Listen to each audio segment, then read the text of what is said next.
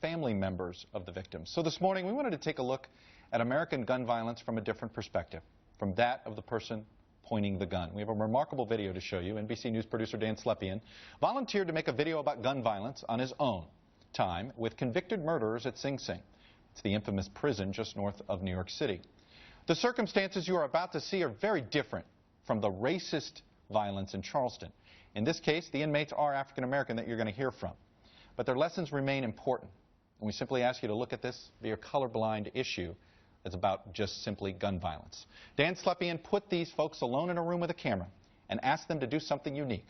Talk to their 12-year-old selves. What would they say now that could have made them put down the gun that ended a life and landed them in prison?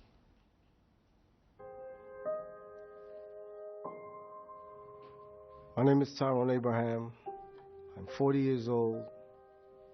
I made a choice, a gun that I held in my hands. A gun, when I first held one, gave me a sense of power. It made me feel strong. It made me feel like I was invincible. You could be the bad thing that happens to somebody. Think about that, right? There could be a family, there's a child, and a father, and there's a mother, and there's a family. They come here from Africa to build a better life, and they say to themselves, if I'm careful, then I can reach this good thing as long as nothing bad happens. And then I happen to him. You want to be the bad? You want to be the bad? When I was 17, one of my friends suggested to me, why don't you carry a gun? You need this. So I took up a gun. I held it. And then this gun became my security. The bullets shot into the crowd were real last night at a premiere of the movie Godfather 3. I entered a movie theater with a group of friends. Then another group of teens came in, yelling. Pretty soon the argument erupted between my group and that group. One of them pulled out a gun and fired it. I returned fire.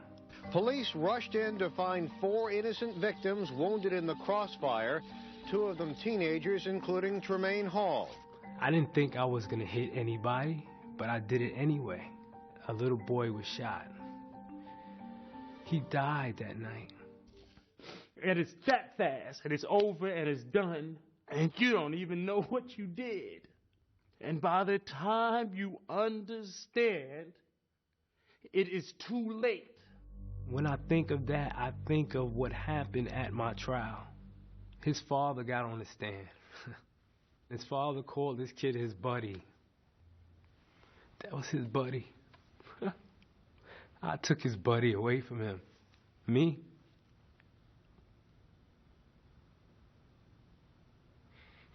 How does that sit with me?